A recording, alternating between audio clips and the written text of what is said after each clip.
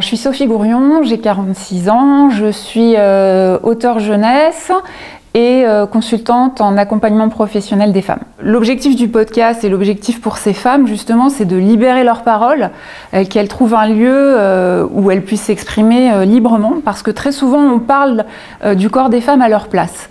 On utilise le corps des femmes pour vendre n'importe quoi, du frigidaire à la cuisinière, ou alors on parle du corps des femmes comme une somme de défauts à corriger. Les grandes marques de cosmétiques, en fait, fondent réellement leur business économique, leur modèle économique sur les complexes des femmes. Et quand il n'y en a plus, les marques en inventent encore.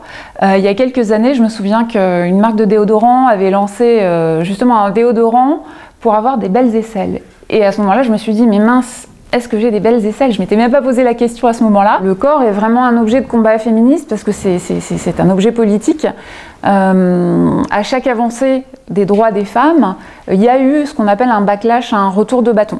On va glorifier la minceur, on va glorifier le fait d'être une Wonder Woman qui fait du fitness et mesure une taille 38, mais en même temps va chercher ses enfants à l'heure tout en étant une businesswoman. Et du coup, on a recréé des injonctions de plus en plus inatteignables pour les femmes. Donc c'est un peu une façon de créer autour d'elles une prison invisible, alors même qu'elles gagnent de plus en plus de droits, et on le voit encore aujourd'hui, justement avec toutes ces avancées dans la libération de la parole. Les femmes sont de nouveau rattrapées par les bretelles par leur corps, notamment via Instagram, avec des corps qui sont filtrés, amincis, embellis.